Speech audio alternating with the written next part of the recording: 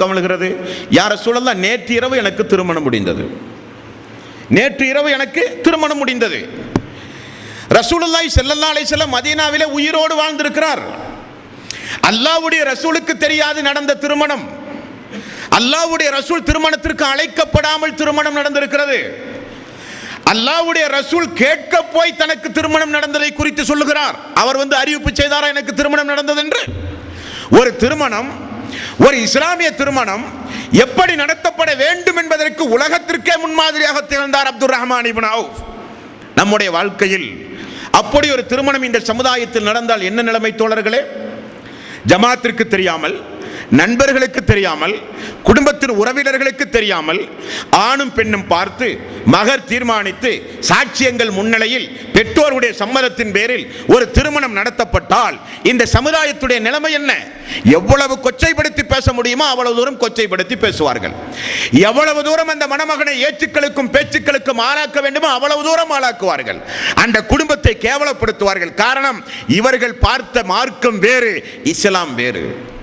ரசூலுல்லாஹி ஸல்லல்லாஹு அலைஹி வஸல்லம் அந்த திருமணத்திற்கு அழைக்கப்படவில்லை. அப்படி இந்த சமுதாயத்தில் புரட்சிகரமான திருமணம் நடத்தப்பட வேண்டும். அப்துர் ரஹ்மான் இப்னு அவுஃப் அதற்கு ஒரு முன்மாதிரி. திருமணம் எளிமையாக்கப்பட்டால் குமர்கள் நிச்சயம் கரை சேர்வார்கள். 40 வயதாகி 30 வயதாகியும் திருமணத்தை கனவாக நினைத்துக் கொண்டிருக்கிற பெண்களுக்கு யார் பொறுப்பு இந்த மனித சமுதாயத்தில்? திருமணம் என்றாலே லட்சங்கள் தேவை என்கிற ஒரு மனோபாவம் இந்த சமுதாயத்தில் எப்படி உருவானது? நம்மை சுற்றி நிறைய பிரமரத்தவர்களோடு நாம் வாழ்ந்து கொண்டிருக்கிறோம். இந்துக்கள் என்றும், கிறிஸ்தவர்கள் என்றும், புத்தர்கள் என்றும், சீக்கியர்கள் என்றும், மதவாதிகள் என்றும், மதமே கூடாது என்று சொல்லுகிற நிறைய மக்களோடு நாம் வாழ்கிறோம். எல்லாரையும் பார்க்கிறார்கள், அவர்களைப் போல நாமும் வாழ வேண்டும் என்று நினைக்கிறார்கள். இறுதியில் என்னானது? இஸ்லாமிய திருமணம் என்றாலே அது மூட பழக்க வழக்கத்தின் மொத்த தொகுப்பாக இருக்குமோ என நினைக்கக்கூடிய அளவுக்கு சடங்கு சம்பிரதாயம், நாள் நட்சத்திரம் பார்ப்பது, வரதட்சணை என்கிற மிகப்பெரிய கொடிய பாவத்தோடு அரங்கேற்றி பேண்டு வாத்தியம், பல்வேறு வகையான நடன கச்சேரிகள், இவைகளோடு இன்றைக்கு இஸ்லாமிய திருமணம் என்கிற பெயரில் திருமணம் நடத்தப்பட்டால் அந்த குடும்பத்திற்கு அல்லாஹ்வுடைய பாக்கியம் கிடைக்குமா? பர்க்கத் கிடைக்குமா? அருள் கிடைக்குமா? கிடைக்காது. திருமணம் எளிமையாக்கப்பட வேண்டும். வரலாற்று ஆசிரியர்கள் சொல்கிறார்கள், எந்த சமுதாயத்தில் திருமணம் கடுமையாக்கப்படுகிறதோ அந்த சமுதாயத்தில் விபச்சாரம் எளிமையாக நடக்கும் என்றார்கள். ஆண்கள் இன்றைக்கு இலவசமாக திருமணம் செய்கிறார்கள், மிக மிக இலகுவாக. பெண்களுக்கு திருமணம் இந்த சமுதாயத்தில் மிகுந்த ஒரு பாரமாக மாறிவிட்டது என்றால் கேட்கிற இளைய தலைமுறையினர்கள், இதை கேட்டுக்கொண்டிருக்கிற பிள்ளைகளை, ஆண்களை பெற்றிருக்கிற பெற்றோர்கள், இந்த அப்துர் ரஹ்மான் இப்னு அவுஃப் மதீனாவில் என்ன செய்தார்? எப்படி திருமணம் முடித்தார்? அல்லாஹ்வுடைய ரசூல் கேட்க போய் சொன்னார். என்ன நறுமணம், என்ன ஃபஜ்ருடைய நேரத்திலேயே புத்தாடை. யா ரசூலல்லாஹ், நேற்று இரவு திருமணம் முடிந்தது.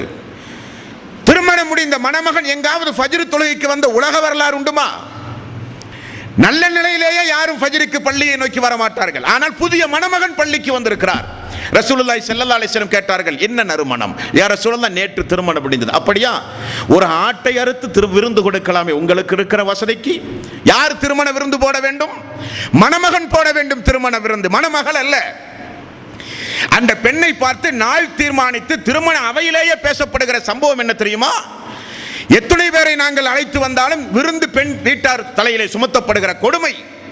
நிச்சயத்திலே இருந்து, திருமணத்திலே இருந்து, மறுவூடு சிறுவூடு வரை பிள்ளை குழந்தையை பெற்றால் அதற்கு ஒரு சீரு சடங்கு என்று அந்த பெண் வீட்டாரின் ஒட்டுமொத்த பொருளாதாரத்தையும் சுரண்டுகின்ற, அபகரிக்கின்ற ஒரு கொள்ளை கூட்ட கும்பலாக இன்றைக்கு இளைய பட்டாளம் திரைந்து வருகிறது என்றால் இது நியாயம் கிடையாது.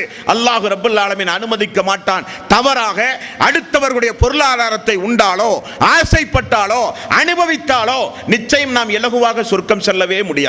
மணமகன் தான் விருந்து போட வேண்டும், மணமகள் அல்ல. மணமகள் அல்லாஹ்வுடைய ரசூலுடைய காலத்தில் உருவாக்கிய ஒரு சமுதாயம், 1400 ஆண்டுகளுக்கு முன்னால் உருவான ஒரு சமுதாயம். இன்றைக்கல்ல, கியாமத் நாள் வரை உருவானால் பெண்ணை பெற்றவர்களுக்கெல்லாம் சந்தோஷம்தான். ஆனால் இன்றைக்கு என்ன, 2-3 பெண்களை பெற்றால் கோடீஸ்வரனும் போண்டியாகி விடுவான் என்று சொல்லுகிற அளவுக்கு பெண்ணை பெற்றாலே பதட்டம். எப்படி கரை சேர்ப்பது, எப்படி திருமண வாழ்வை அமைத்துக் கொடுப்பது, இதை எப்படி நீ வளர்த்தி ஆளாக்குவது என்கிற கவலை பெண்களுக்கு. ஆனால் உண்மையான இஸ்லாம் என்ன? ஆண்களுக்குத்தான் அந்த கவலை வேண்டும். ஆண்களை பெற்றெடுக்கிற தாய்மார்களுக்கு அந்த கவலை வேண்டும். மணமகனுக்கு விருந்து கொடுக்கிற வசதி, விருந்து கொடுக்க வேண்டும். மணமகன் தான் திருமண நேரத்தில் மகர் கொடுக்க வேண்டும். திருமணத்தின் அனைத்து செலவும் மணமகன் தான் செய்ய வேண்டும் என்று சொன்ன மார்க்கம் நேர் தலைகீழாக இந்த சமுதாயம் மாற்றிவிட்டது பார்த்தீர்களா? அப்துல் ரஹ்மான் இப்னு அவுஃப் திருமணத்தின் மூலம் இந்த சமுதாயத்திற்கு ஒரு சட்டம் சொன்னார்கள். திருமணம் என்பது ஏழ்மையாக நடத்தப்பட வேண்டும். ஏழ்மை திருமணத்தில் தான் அல்லாஹ்வுடைய ரஹ்மத், அல்லாஹ்வுடைய அருள் உண்டு என்பதை நிரூபித்த தோழர் அப்துல் ரஹ்மான் இப்னு அவுஃப்.